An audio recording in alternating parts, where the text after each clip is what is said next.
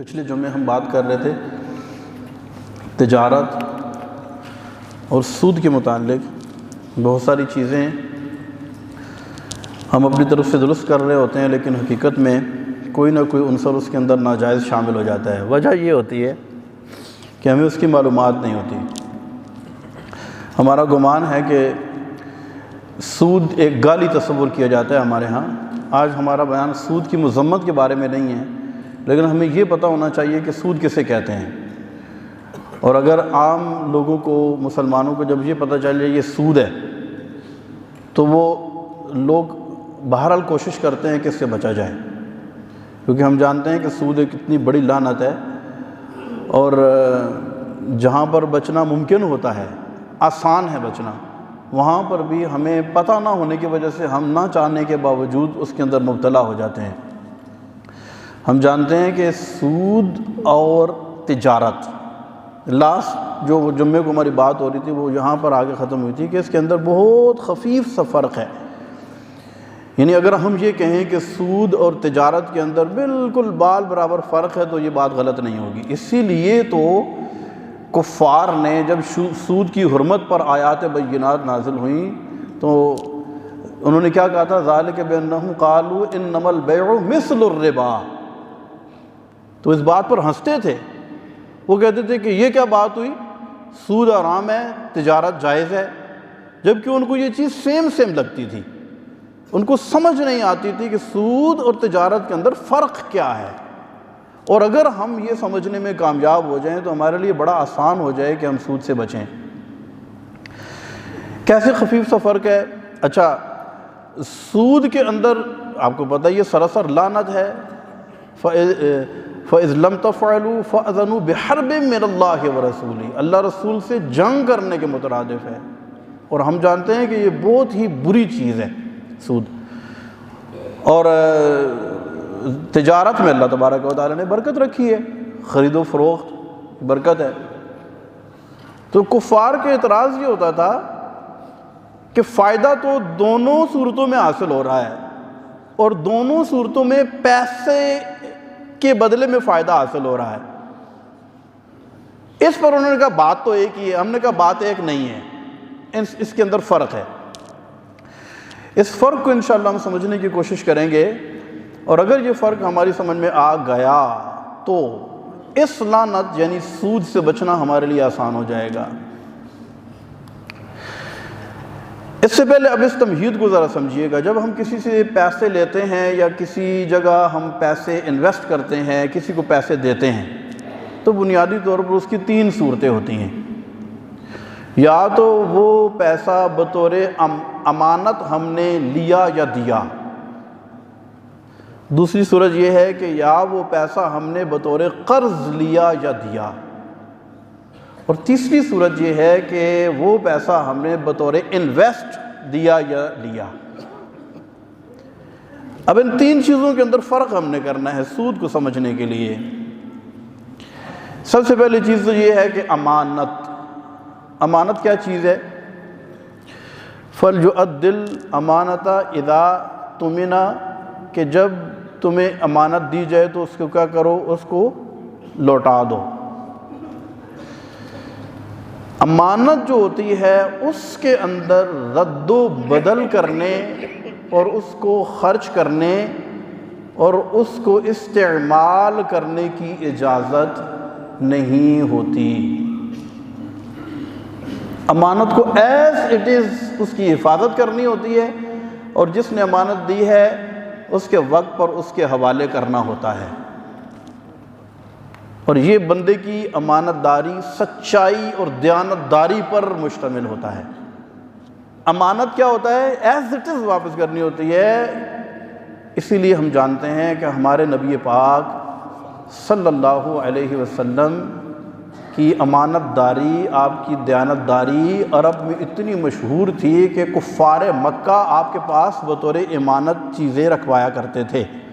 اور ہم سب جانتے ہیں کہ ہجرت کی رات رسول اللہ صلی اللہ علیہ وسلم نے، جبکہ وہی لوگ جن کی امانتیں آپ کے پاس تھیں وہ ننگی تلواریں لے کر آپ کو قتل کرنے کے ارادے سے آپ کے گھر کا گھیراؤ کیے ہوئے تھے، اس حالت میں بھی رسول اللہ صلی اللہ علیہ وسلم نے حضرت علی المرتضیٰ رضی اللہ تعالی عنہ کو اپنے بستر پر لٹایا اور فرمایا اے علی ہم جا رہے ہیں، تم اس وقت تک نہ آنا جب تک لوگوں کی امانتیں واپس نہ کر دو۔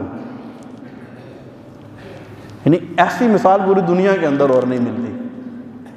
یعنی وہی لوگ جن کی امانتیں ہیں وہ خون کے پیاسے ہیں، اور پھر بھی ان کی امانتیں واپس کرنے کے حوالے سے فرمایا کہ علی تم نے امانتیں واپس کرنی۔ تو امانت جو ہے اس کو ہم خرچ نہیں کر سکتے، اس کو استعمال نہیں کر سکتے، اس کو جس طرح لیا جاتا ہے اسی طرح رکھا جاتا ہے اور پھر اسی طرح اس کو واپس کر دیا جاتا ہے، یہ ہوتا ہے امانت۔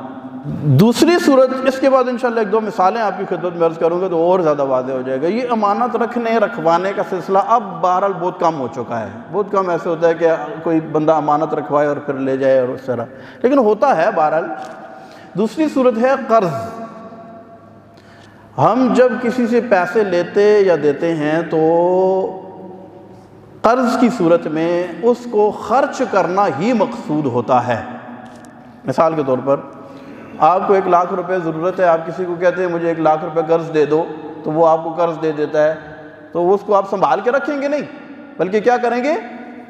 خرچ کریں گے، اور جو وقت ٹائم لمٹ آپ کی طے ہوئی ہے اس وقت مقررہ پر آپ 1,00,000 روپے اس کو واپس کر دیں گے، یہ قرض ہے۔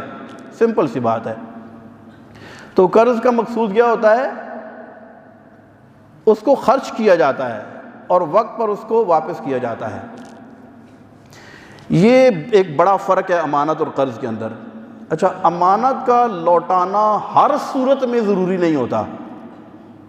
مثال کے طور پر اگر آپ نے کسی کی امانت پاس رکھی اور وہ امانت آپ سے ضائع ہو گئی جبکہ آپ کی غفلت اس میں شامل نہیں تھی، آپ نے مکمل اس کی حفاظت کا اہتمام کیا تھا، پھر بھی وہ امانت ضائع ہو گئی، تو اب اس امانت کا واپس کرنا آپ کے اوپر شرعی طور پر ضروری نہیں ہے۔ لیکن اگر آپ نے غفلت برتی اور آپ کی غفلت کی وجہ سے وہ امانت ضائع ہو گئی تو اب اس کو پھر لوٹانا ضروری ہوتا ہے۔ جیسے مثال کے طور پر 1,00,000 روپے کی مثال دیتے ہیں، بطور امانت کسی نے آپ کے پاس رکھوایا، آپ اس کو خرچ نہیں کر سکتے ہیں، لیکن اس کی حفاظت کی ذمہ داری ہے آپ کے اوپر۔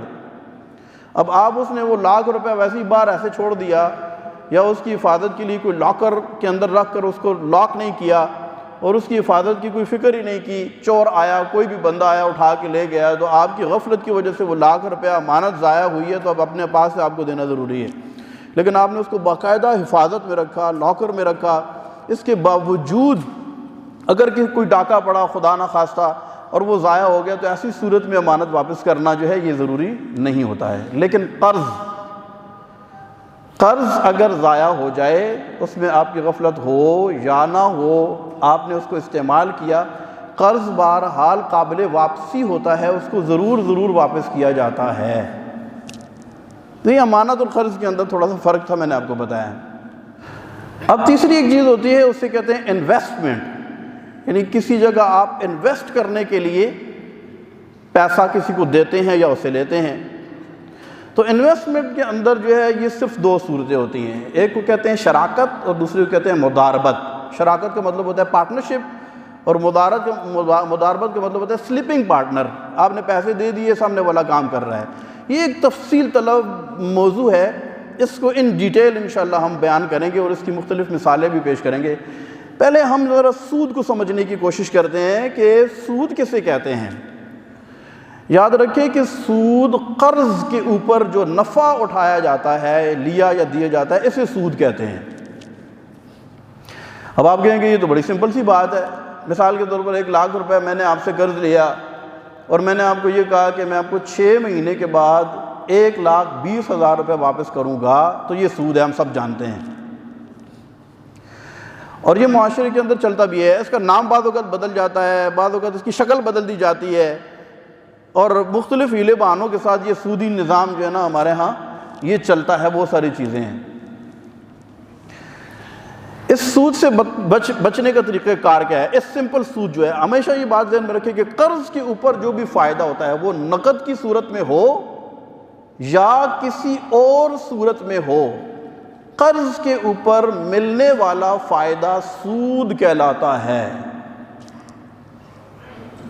یہ بات یاد کر لینی ہے آپ نے. قرض کے اوپر جو فائدہ ہوتا ہے وہ کیا ہوتا ہے؟ امانت کو ہم نے الگ کر دیا ہے. جب آپ نے کسی سے کوئی چیز لی، دیکھ لیں کہ یہ امانت ہے یا قرض ہے. اگر امانت ہے تو پھر تو بات ختم ہوگی، آپ اس کو خرچ نہیں کر سکتے ہیں. اور اگر یہ قرض ہے جس کا مقصود ہی خرچ کرنا ہے، تو اب ہم نے یہ دیکھنا ہے کہ اس قرض کے اوپر جو قرض دینے والا ہے اس کو کوئی نفع مل رہا ہے، مشروط نفع یا نہیں. اگر نہیں تو سود نہیں ہے. اور اگر اس کو کسی بھی صورت میں، چاہے وہ پیسوں کی صورت میں ہو یا کسی بھی صورت میں، اگر اس کو کوئی نفع مل رہا ہے تو یہ سود ہوتا ہے. امام اعظم ابو حنیفہ رحمۃ اللہ تعالی علیہ ایک مرتبہ کسی کے ہاں تشریف لے گئے. آپ نے دیکھا کہ بہت سارے لوگ ایک دیوار کے سائے میں کھڑے ہیں، چلچلاتی دھوپ ہے، آپ دھوپ میں جا کر کھڑے ہو گئے. کسی نے کہا حضرت آپ ادھر تشریف لائیں، سارے لوگ چھاؤں میں کھڑے ہیں، آپ بھی چھاؤں میں کھڑے ہو جائیں. فرمانے لگے کہ جس شخص کی دیوار ہے اس نے میرے پیسے دینے ہیں، میں نہیں چاہتا کہ اس کے دیوار کے سائے کی صورت میں اس سے سود وصول کروں. ہم تو کہتے ہیں نا پیسے پر پیسے ہی آیا تو سود ہوگا. ایسا نہیں ہے، بلکہ قرض پر جو بھی فائدہ ہو اسے سود کہتے ہیں. اس کی ایک دو مثالیں آپ کو دوں. ہو سکتا ہے آپ سوچ رہے ہو کہ اور کیا چیز فائدہ ہو سکتی ہے. مثال کے طور پر آپ ایک پلازا بنا رہے ہیں، ٹھیک ہے. آپ کسی بندے سے کہتے ہیں کہ مجھے آپ 10 لاکھ روپے قرض دیں، اس شرط پر کہ جب پلازا بن جائے گا تو اس میں ایک دکان آپ کو کرائے پر دوں گا. اب یہ پیسہ نہیں دے رہے ہیں آپ اس کو، لیکن ایک فائدہ دے رہے ہیں قرض کے مقابلے میں. یہ نرا سود ہے. اسی طرح آپ نے کسی کو پیسہ دیا، اس پر کسی بھی صورت میں آپ اس سے کوئی بھی شرط طے کرتے ہیں، میں آپ کو پیسہ دے رہا ہوں اتنے لاکھ روپیہ، اس کے بدلے میں یہ شرط ہے کہ تم ایسے ایسے کرو گے میرے ساتھ. قرض کے اوپر جس طرح کا بھی فائدہ اٹھایا جائے یہ سود کہلاتا ہے. مارکیٹ کے اندر اس کی بے شمار مثالیں، میں آپ کو ایک دو مثالیں دے کر سمجھانے کی کوشش کرتا ہوں. وَعَلَى هَذَا الْقِيَاسِ، اس کے اوپر قیاس کرتے ہوئے بہت ساری چیزیں آپ اپنی طرف سے سوچ سکتے ہیں کہ اس طرح بھی سود کی صورتیں معاشرے کے اندر یا مارکیٹ کے اندر رائج ہیں. مثال کے طور پر یہ ہارڈ ویئر کے کام کرتے ہیں نا لوگ، ہارڈ ویئر کا، اس میں پینٹ آتا ہے. اس پینٹ کے اندر کیا نکلتا ہے؟ ٹوکن نکلتا ہے. اور بڑا شد و مد کے ساتھ اس کے اشتہارات بھی آتے ہیں، ٹوکن والا پینٹ یہ وہ. اچھا، اس پینٹ کے ڈبے کی خرید و فروخت تو درست ہے. مثال کے طور پر 5,000 روپے کا ڈبہ ہے، مثال دے رہا ہوں آپ کو. یہ رنگ کا ڈبہ کتنے کا ہے؟ مثال کے طور پر 5,000 کا ہے، ٹھیک ہے. اب یہ ڈبہ خرید کر لایا کون؟ پینٹ کرنے والا، ٹھیک ہے.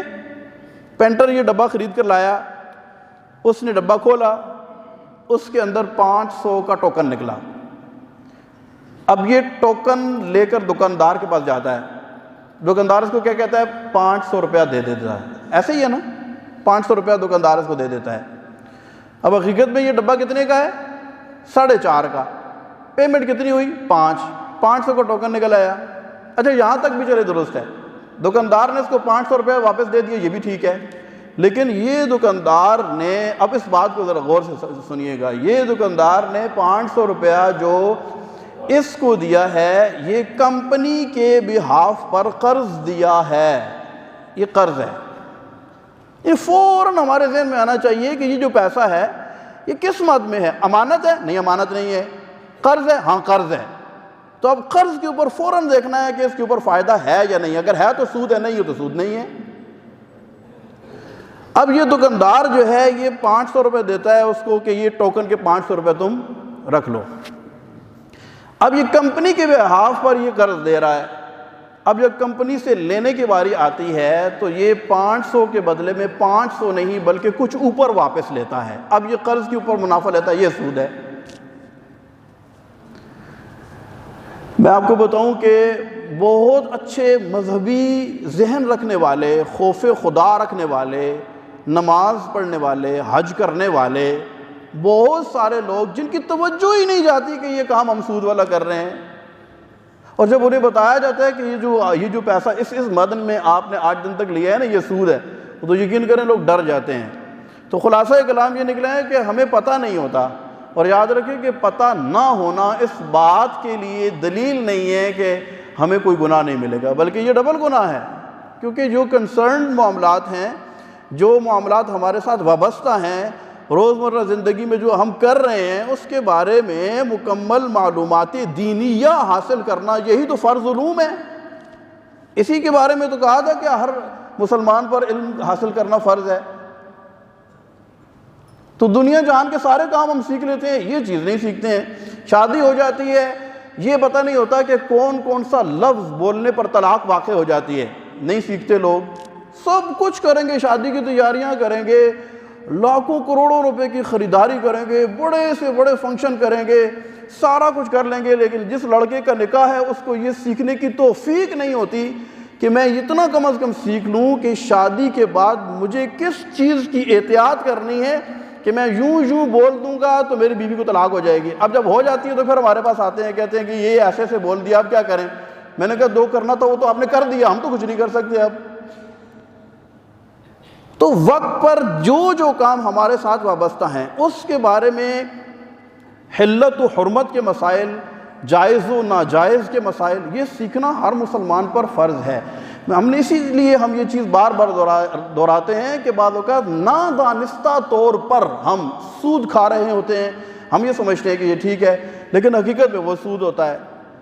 تو خیر ہم بات کر رہے تھے کہ قرض کے اوپر جو بھی نفع ہوتا ہے اس کو سود کہتے ہیں۔ اچھا، بعض اوقات اب ہم اپنے اسی جملے کی طرف آتے ہیں کہ سود اور تجارت میں کتنا فرق ہے؟ وہ تھوڑا مائنر سا فرق ہے۔ اگر ہم اس کو بعض اوقات ایک بظاہر بالکل سودی معاملہ ہو رہا ہوتا ہے، لیکن ہم اس کو اگر تھوڑا سا چینج کر دیں تو وہ تجارت بن جاتی ہے، اب یہ بالکل ٹھیک ہو جاتی ہے۔ اب جن لوگوں نے یہ علم نہیں سیکھا ہوتا نا، یا زیادہ وہ ان کی دلچسپی نہیں ہوتی، تو وہ لوگ کہتے ہیں کان یہاں سے پکڑو یا یہاں سے پکڑو، بات تو ایک ہی ہے۔ سنا ہوگا آپ نے یہ بات۔ تو ہم نے کہا بھائی بات تو وہی ہے، لیکن نکاح کے اندر قبول ہے 3 مرتبہ کہہ دیا ہے، تو وہ کام آپ کے لیے عبادت ہو گیا ہے جو آپ اس سے پہلے آپ کے لیے حرام و ناجائز تھا۔ ایک بندہ ہے ساری زندگی گناہ کرتا رہا ہے، جب مثال کے طور پر ایک کافر ہے، ٹھیک ہے، مرنے سے پہلے اسے کلمہ نصیب ہو گیا، کلمہ پڑھتے ہی مر گیا، مجھے بتائیں جنت میں جائے گا یا دوزخ میں جائے گا؟ تو بات تو صرف کلمے کی ہی تھی نا۔ تو بات یہ ہے کہ تھوڑا سا ہی چینج کرنا ہوتا ہے، فرق تھوڑا سا ہی ہوتا ہے، لیکن اس کو بدلنے سے بعض چیزیں پہلے حرام تھی لیکن اب حلال ہو جاتی ہیں۔ مثال دیتا ہوں، اس کو آپ سمجھیے گا۔ مثال کے طور پر میں آپ کو کہتا ہوں کہ مجھے 5 لاکھ روپے آپ ادھار دیں، 6 مہینے کے بعد میں آپ کو 6 لاکھ روپے واپس کروں گا۔ یہ کیا ہے؟ بولتے نہیں ہیں، یہ کیا ہے؟ بھائی آپ مجھے 5 لاکھ روپے دے رہے ہیں، 6 مہینے کے بعد میں آپ کو کتنے واپس کر رہا ہوں؟ 6 لاکھ واپس کر رہا ہوں۔ تو یہ 1 لاکھ روپے کیا ہے؟ سود ہے۔ اس کی ایک جائز صورت بڑی سمپل سی میں آپ کو بتاتا ہوں۔ میں آپ کو کہتا ہوں مجھے 5 لاکھ روپے دیں، 6 مہینے کے بعد میں آپ کو 6 لاکھ واپس کروں گا۔ آپ مجھ سے پوچھیں کہ آپ کو یہ 5 لاکھ روپیہ کیوں چاہیے؟ میں آپ کو کہتا ہوں کہ بھائی میں مکان بنا رہا ہوں، مجھے سریے کی ضرورت ہے، 5 لاکھ روپے کا میں نے سریہ لینا ہے، میرے پاس پیسے نہیں ہیں۔ ہاں یہ ہے کہ 6 مہینے کے بعد مجھے پیسے مل جائیں گے، میں 5 کے بجائے 6 بھی آپ کو لوٹا سکتا ہوں۔ اس وجہ سے کہہ رہا ہوں کہ 5 آپ مجھے دیں، 6 مہینے کے بعد 6 واپس لے لیں۔ آپ کہتے ہیں کہ بھائی اس طرح ہے، جو مکان کے لیے آپ نے سریہ لینا ہے مجھے بتائیں، پسند آپ کریں، ریٹ آپ طے کریں، وہ خریدوں گا میں، پیسے میں پے کروں گا نقد۔ 6 مہینے کے بعد اب وہ نقد پیسے پے کرنے کے بعد وہ چیز میں خرید لوں گا۔ یہ ہے تجارت اور سود میں فرق، سمجھیے گا ذرا آپ۔ وہ سریہ جو 5 لاکھ کا ہے وہ کہتا ہے کہ ضرورت آپ کی ہے، آپ کو چاہیے، ریٹ آپ طے کریں، پسند آپ کریں، اپنی مرضی سے مارکیٹ کے اندر آپ دیکھیں کون سا آپ نے لینا ہے، پیسے میں پے کروں گا۔ وہ خریدنے کے بعد اب میں آپ کو 6 لاکھ میں بیچتا ہوں، جس کے پیسے آپ نے مجھے 6 مہینے میں ادا کرنے ہیں۔ بات ختم ہوگی، یہ ہوگی برکت اس میں آ گئی ہے۔ بات ادھر ہی ہے، لیکن وہ چیز خرید کر میں نے آپ کو دے دی، اب یہ خرید و فروخت یہ تجارت ہے۔ جبکہ ڈائریکٹ وہ 5 لاکھ میں لے کے اس کا 5 لاکھ کا سریہ خریدوں اور 6 مہینے کے بعد وہ 5 کے بدلے میں 6 آپ کو واپس کروں کہ نرا سود ہے یہ۔ اسی طرح مارکیٹ کے اندر بہت ساری چیزیں چل رہی ہوتی ہیں، چیز کو خرید کر آگے فروخت کرنا، یہ تجارت ہو جاتا ہے، پیسے کے بدلے میں پیسے۔ حقیقت میں سود جو ہے نا، سود قرض کی بالکل ایک تو فکس رقم ہے، پھر اس پر جو انٹرسٹ یا جو سود لگ رہا ہوتا ہے۔ شریعت یہ کہتی ہے کہ پیسے کے بدلے میں تو پیسہ ہے، لیکن جو اوپر رقم دی جا رہی ہے اس کے بدلے میں کیا ہے؟ تو ہم نے کہا کہ اس کے بدلے میں اگر کوئی چیز ہے کہ جس کی رقم، تجارت میں ایسے ہی تو ہوتا ہے نا، آپ ہول سیل میں خریدتے ہیں، ریٹیل میں بیچتے ہیں، پرچون میں بیچ دیتے ہیں۔ جتنے بھی دکاندار مارکیٹ کے اندر بیٹھے ہوئے ہیں، جو جتنی بھی خرید و فروخت ہوتی ہے، لوگ کیا کرتے ہیں، پیچھے سے چیز اتنے پیسوں کو تو نہیں لاتے، 100 روپے کی چیز لاتے ہیں 120 کی بیچتے ہیں، 100 کی لاتے ہیں 150 کی بیچتے ہیں۔ یہی تو تجارت ہے اور اسی کے اندر برکت بھی ہے۔ تو وہی چیز آپ نے خرید کر اس کو دے دی، اس کے اوپر لاکھ روپے 6 مہینے کے حساب سے ادھار بیع سے کہتے ہیں، چیز آپ نے اس کو دے دی ہے، 6 مہینے کی ٹائم لیمٹ طے ہوئی ہے کہ 6 مہینے کے بعد آپ مجھے 6 لاکھ روپے واپس کر دیں گے، تو یہ بالکل ٹھیک ہے۔ تو اس طرح بعض اوقات چیزیں ہم کر رہے ہوتے ہیں، لیکن اس کو تھوڑا سا بدلنے سے سود کی آمیزش اس کے اندر ختم ہو جاتی ہے اور وہ بالکل جائز اور تجارت بن جاتی ہے۔ اور اسی طرح بعض اوقات تجارت کر رہے ہوتے ہیں، لیکن ہم اس کو غلط کرنے سے وہ دوسری طرف نکل جاتے ہیں۔ تو یہ دو چیزیں ہیں۔ تیسری چیز ہے انویسٹمنٹ، ٹھیک ہے؟ تیسری چیز کیا ہے؟ انویسٹمنٹ، یعنی آپ پیسہ جب انویسٹ کرتے ہیں تو اس کی کتنی صورتیں ہیں، اس کے اندر شراکت یعنی پارٹنرشپ کسے کہتے ہیں، پھر اس کے اندر مداربت کسے کہتے ہیں، اس کو بھی انشاءاللہ ان ڈیٹیل ہم بیان کریں گے، اور اس کے اندر کس طریقے سے ہم سود سے بچ سکتے ہیں، اور اس کے اندر شرعی تقاضے کیا ہیں، اس کی شرائط کیا ہیں، انشاءاللہ اس کو بھی بیان کریں گے۔ اللہ تبارک و تعالی ہمیں ان چیزوں کو سمجھنے کی توفیق عطا فرمائے، آمین بجاہ النبی الامین۔ تمام حضرات